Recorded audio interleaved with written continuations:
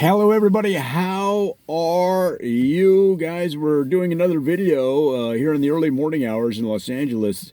This is another video in our series on communities around LA, and this one is going to be on a town called the City of Industry, a community. Some people just call it industry. And believe it or not, guys, there's thousands of businesses in the city's industry generating tens of thousands of jobs. Guess how many residents there are? Just over 200. And that's because very few, it is what it is. And it's just like the City of Commerce. In our video about that, we talked about they just wanted predominantly commerce. Well, the City of Industry wants, what do you think? Right, industrial activity. And in fact, if you try, well, you can live. I mean, there's apartments, just like any other part of LA and part of your town or whatever, there's places to live. And you might see, my guess is with the current trend of gentrification, you might see a lot of the yuppies, the millennials, the cool kids, the hipsters, in a way to try to find more affordable housing than they can in Venice or downtown or the Arts District or in Los Feliz, all the hipster havens. Well, I predict the City of Industry might become the next hipster haven when hipsters try to move into old factories in the City of Industry, old industrial distribution warehouses that maybe were not generally zoned for that. Now, that's not unusual where hipsters will sneak into an area and start living in current commercial and industrial usage buildings and then force through just almost like squatter rights, force the town to change it into mixed use or mixed residential industrial use. So I would say, if you're driving through the City of Industry, where normally you'd see workmen, workers, men and women, blue collar and white collar, working side by side, manufacturing, distribution, a lot of the traditional industries. If you see somebody walking by with skinny jeans and retro band T-shirts, retro rock band T-shirts like Black Sabbath, or even the Ramones is the classic one. If you see them strolling down the street past the roach vans that sell sandwiches to the workers at lunch at the side of the industrial sites, guys, you are seeing a possible takeover by hipsters of the City of Industry. And what they'll do is they'll tend to be low-key. They won't open a coffee shop until they get like 10, 20, 30 of their friends in a few blocks area. But the next thing you know, they're opening a coffee shop called Hipster Grounds, or this coffee's better than my beard oil. Okay, it's maybe too long of a name for a coffee shop. Or it'll be retro rock t-shirt, retro rock grounds, retro rock coffee.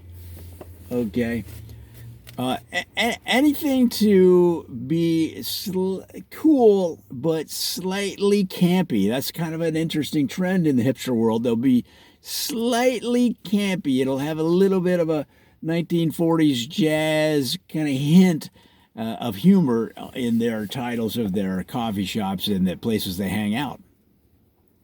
So the City of Industry may or may not be. I don't have a quantifiable answer to this just because they fly under the radar so much. But it is a trend that we are seeing in the Los Angeles area of people trying to find more affordable housing, and they're doing it in any way they can.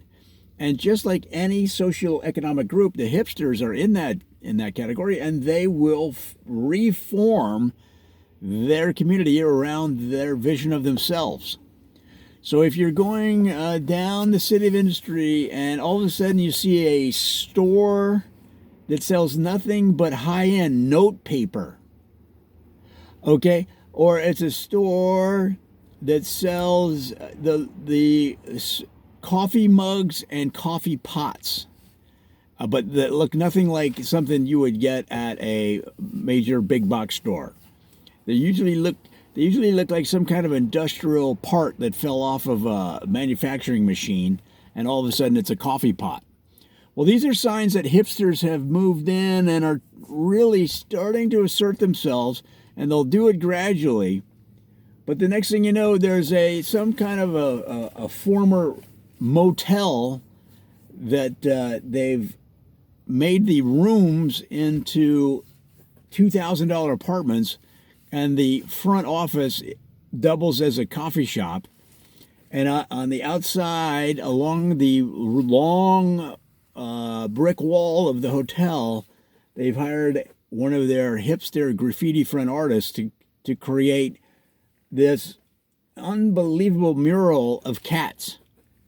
Okay, it doesn't have really any explanation, but it looks cool, and that's the most important thing.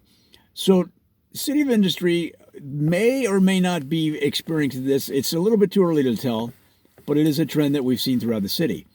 Now, in and of itself, the City of Industry has long been the nexus of all of the manufacturing in the area. So if you had a plant or a manufacturing or even a distribution center, really, it's a very good likelihood that it was in the City of Industry, because the taxes were set up, the zoning was set up, everything was there for you to move in quickly.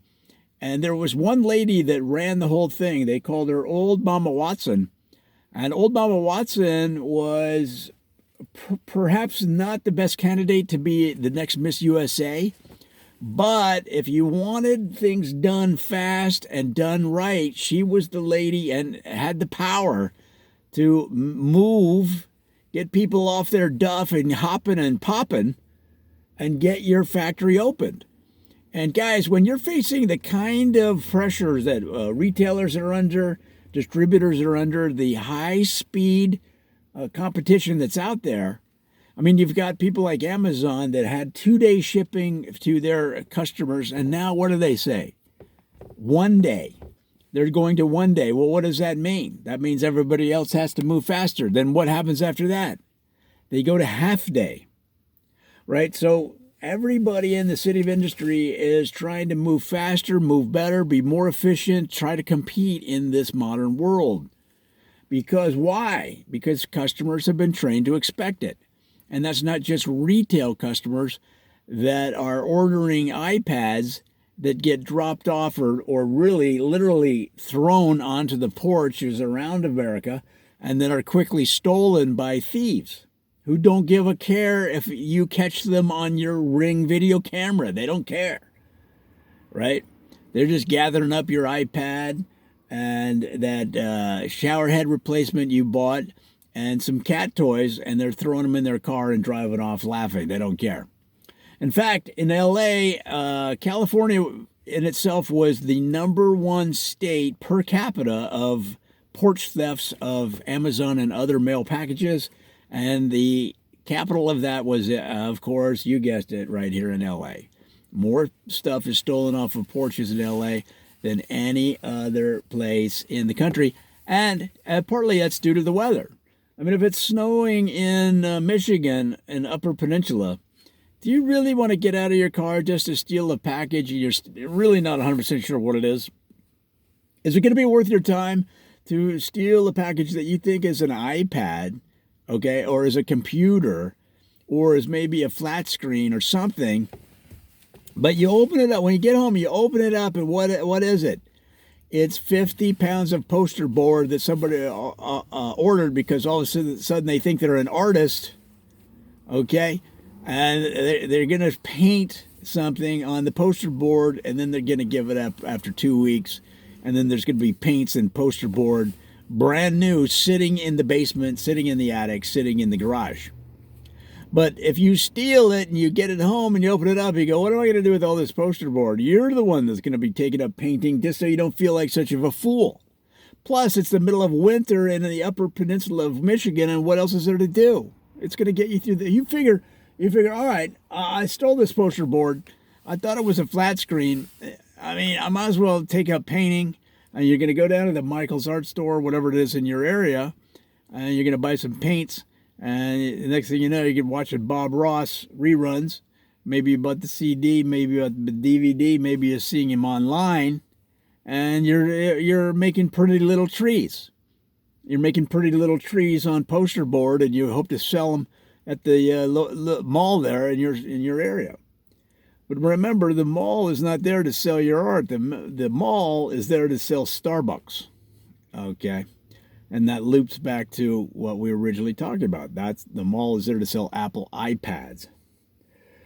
Well, guys, I hope this little summary, this little introduction to the City of Industry gives you a better picture of what's going on out there in the San Gabriel Valley. It's just such a dynamic part of the city of LA and LA County, and we hope you come and visit soon.